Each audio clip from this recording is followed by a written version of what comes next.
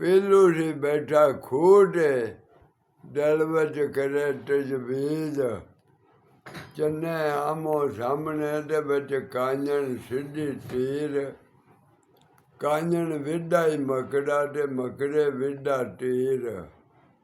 ਕੁੱਬੇ ਬੂੜੀਏ ਇੰਝ ਮਿਲਦੇ ਜਿਵੇਂ ਭੈਣਾਂ ਨੂੰ ਮਿਲਦੇ ਵੀਰ